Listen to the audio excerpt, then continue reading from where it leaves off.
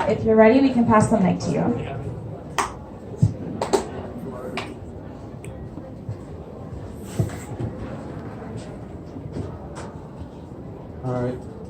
All right, so one of the things I noticed that came up a lot was the statement of the not really Asian comment. That seems to be a real consistency for a good part of the panel. The main thing I want to say is, why do you think that, especially over here, that ends up becoming a comment? Is it like something that, because I'll give my opinion, and then I would like to hear some of your opinions depending on have the answer. One of the things I feel it has to do is both education and exposure, because I grew up in the Hillside, Hillcrest area, went to school at Immaculate Conception, a few schools, like about 5 to 10 blocks away from here. And then and it was a very diverse school, people from all over the place. But then I moved to Suffolk County, Long Island, predominantly white school. So my experiences with dealing with other people, as opposed to my classmates' experience, were different. And when you consider the fact that you have, Pacific Islanders, you have Southeast Asians, Central Asians, East Asians, North Asians, because, I feel like there's not really, the average person doesn't really know. And because as someone who's also a history major, I'm really paying attention to history, and I noticed growing up in school that you don't really learn or talk about Asia that much. So would you say that exposure and education is one of the biggest issues? Sorry for the long question, by the way. Okay, well, since I have the mic, I'm just going to talk about the last part. Well, I think exposure is very important in education, and that's why after I became president of the Chinese Cultural Association, I had to plan a lot of events and I had a lot of ideas, and that's when I really started thinking about, how we can get the campus to get to know more about Chinese culture. So I know there's a lot of stuff that people know generally because of media, like the type of traditional Chinese wear that we generally picture when we hear that, and there's a lot of different types out there, and I think it's important to really bring that to people's attention. To help, I hosted workshops talking about fashion and tea, and just getting people to know that there are different types out there. There's not just that one type you heard from a movie, a show, a film. And I think it's really important to just bring culture and education together.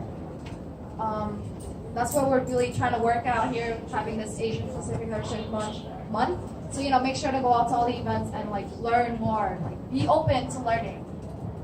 Thank you, Shannon. I think really what this panel is a major part in doing is the fact that any stereotypes that come from not having enough interaction with people who are seen as Asian, whether that is South Asian or East Asian. There's not enough interaction with that. And the really great thing about this panel is I see people who are not all considered Asian or even see themselves that way.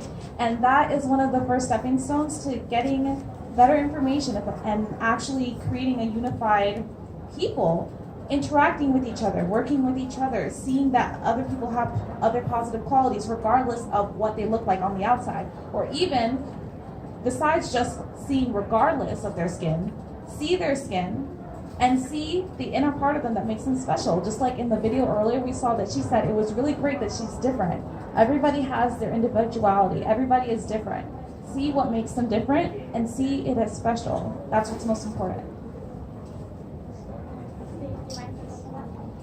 I think definitely exposure and education is a huge part of it too, but I think another aspect to look at is within, Asian communities too, understanding how inclusion works in the wake of intergenerational trauma because of racial issues. So a lot of Asian communities have had, long-lasting effects in terms of not having access to education or resources because of issues of imperialism or colonialism historically.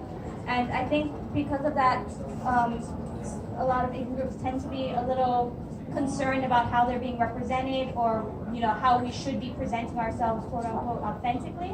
And so even with that, there becomes issues of inclusion within Asian communities, which I think is something that needs to be discussed in nuanced conversations. Thank you, Mahina. Thank you, Mahina, for representing Anthropology Club and giving us that historical response.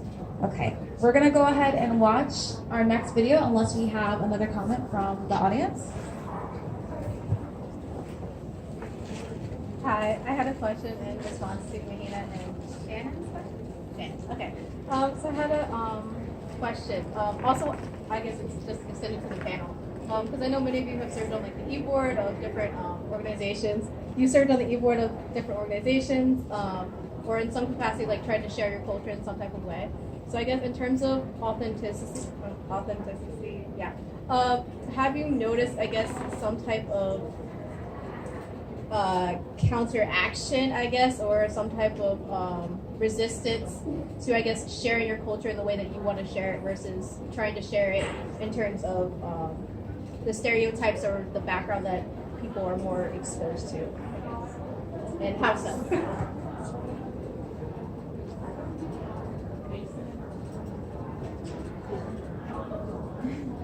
So to kind of sum that up, there is definitely, I think she was asking there, how it is that you expose your culture to people and interact with them. Do you feel any pressure to interact with them in a way that is culturally loaded from what you're expected to act like, or are you just going to show it to them in your own special way?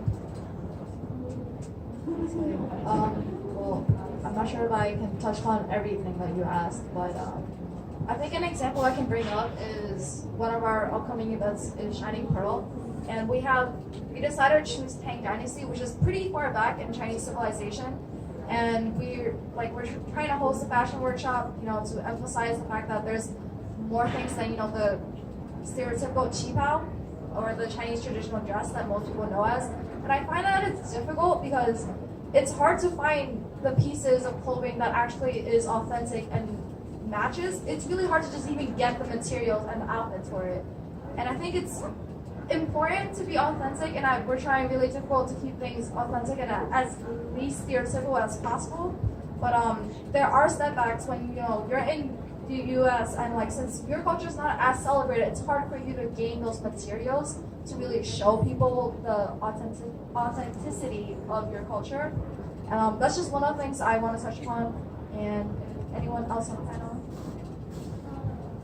So with my organization, Mari, it's very easy for us to show the typical things that we see, for example, the cultural dances or food, for example. It's very easy for us to share that, but there's only this year where cultural identity isn't only just dance or food or whatever. It's your experiences as a person.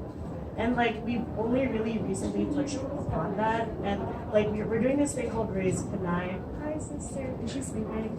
Okay, so and it's a show where we talk about actual experiences that we've gone to.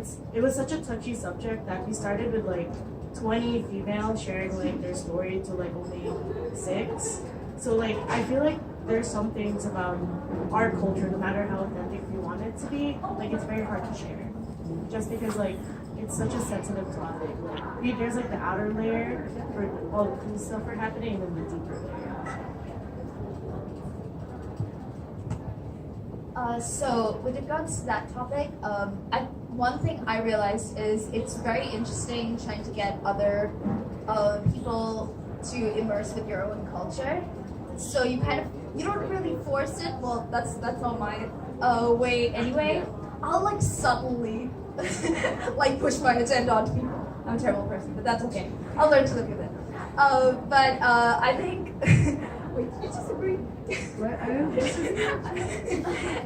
But I think one of the most interesting things about immersion, even when you want to present your most authentic self, is that there's always this sort of barrier of judgment that comes up with practically anyone, because there's always this disconnect between the cultures, and you're not entirely sure if someone will, let alone understand, fully acknowledge what you went through or your experiences. And I think part of being a part of the dialogue is actually acknowledging someone's experiences, even if you don't fully understand them. And I think that's a really important part of immersion at any point in the journey. Thank you so much, Sarah. So we have actually a lot of responses in our whole panel. Most of our panel here is either East Asian related or South Southeast Asian related. So what we're going to do now is represent something for the brown people. So we're going to play the video, The Problem with Apu, from the comedian Hari Kondabolu.